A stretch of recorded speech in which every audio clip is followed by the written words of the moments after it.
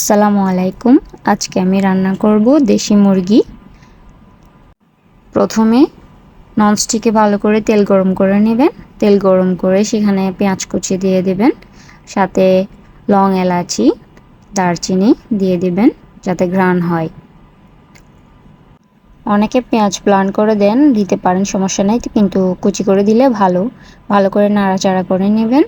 তারপর হালকা বাদামি কালার করে সেখানে আদা বাটা, রসুন বাটা দিয়ে দিবেন। তারপর করে নেড়ে চেড়ে একটু চেড়ে নেবেন। সাথে তেজপাতা দিতে ভুলবেন না, তেজপাতা দিলে ঘ্রাণ ভালো হয়। একটু ভালো করে মিক্স করতে হবে। এরপরে দিয়ে দিলাম হলুদ। হলুদ দিয়ে একটু নেড়ে চেড়ে একটু পানি দিয়ে দেবেন যাতে হলুদের গন্ধটা না থাকে। তারপরে দিয়ে দিব পরিমাণ মতো মরিচ। আমি 2 টেবিল চামচ দিয়েছি। আপনাদের যদি ঝাল বেশি খেতে ইচ্ছে করে তাহলে আরও বেশি দিতে পারেন। আমরা একটু কম খাই, তাই কম দিয়েছি।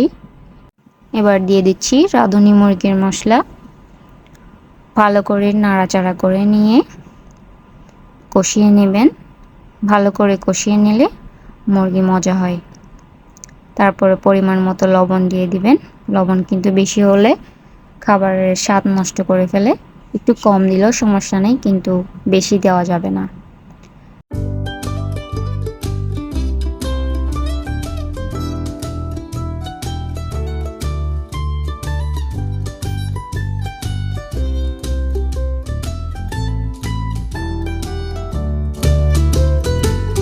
ভালো করে কষিয়ে নেবেন। নেওয়ার পরে তেল উঠে আসলে মুরগিগুলো দিয়ে দিবেন।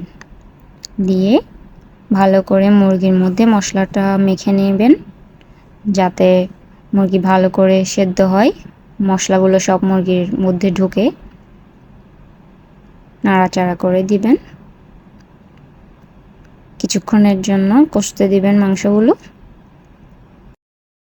ফিরে এলাম কিছুক্ষণ পর। দেখতে পাচ্ছেন মুরগি থেকে বেশ পানি বের হয়ে গেছে। আমি আগে থেকে চুলায় গরম পানি দিয়ে রেখেছিলাম। 2 কাপ গরম পানি দিবেন, তাহলে মাংসের স্বাদ ভালো হবে, তাড়াতাড়ি সেদ্ধ হয়ে যাবে। এবার আবারও ঢাকনা দিয়ে রেখে দিবেন। যতক্ষণ না মাংস সেদ্ধ হয় ততক্ষণ ঢাকনা দিয়ে রাখবেন। মাঝে মাঝে এসে একটু নাড়াচাড়া করে দিবেন।